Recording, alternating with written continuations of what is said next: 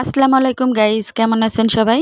আজকে আপনাদের ভাইয়া বাজার থেকে ৮০ টাকা কেজি দরে আম কিনে নিয়ে এসেছে। দেখেন কি রকম পচা আম কিনে নিয়ে এসেছে। সে যদি দোকানে যায় তাহলে দোকানদাররা ভাবে ভালোই হয়েছে, আজকে ব্যবসাটা ভালো হবে। চোখ দিয়ে দেখা যাচ্ছে এটা পচা আম, তারপরেও দেখেন পচা আমটাই নিয়ে আসছে। তো যাই হোক, গামলায় ঢালার পরে কিন্তু দেখলাম সব আমগুলো একটু ভালোই আছে, আর ওই আমটাই শুধু পচা ছিল। আমে প্রচুর পরিমাণ ভিটামিন এ আর ভিটামিন সি থাকে, যা চোখ ভালো রাখতে এবং শরীরে রোগ প্রতিরোধ ক্ষমতা বাড়াতে সাহায্য করে। এছাড়াও আম খেলে শরীরে শক্তি পাওয়া যায়, আর গরমের সময় খেলে বেশ সতেজ লাগে। তো এখানে আমি 3টা আম নিয়ে নিলাম, আর একটু পানি নিয়ে ভালো করে ধুয়ে নিচ্ছি। আর বাজারের ফল সবসময় ধুয়ে খাওয়াই ভালো। আর এখন আমি তো পিলারের সাহায্যে সব আমগুলো খোসা ছাড়িয়ে নিচ্ছি। আমগুলো একটু বেশি পাকা, যার কারণে পিলার দিয়ে ভালোভাবে খোসা ছাড়ানো যাচ্ছিল না, খুব অসুবিধা হচ্ছিল।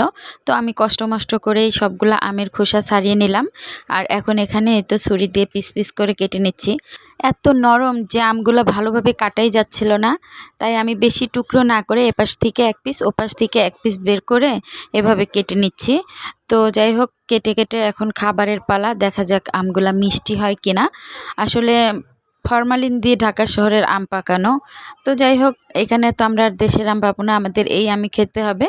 তো যা ভেবেছিলাম তা না, আসলে একটু মিষ্টি আছে, একটু বলতে ভালোই মিষ্টি।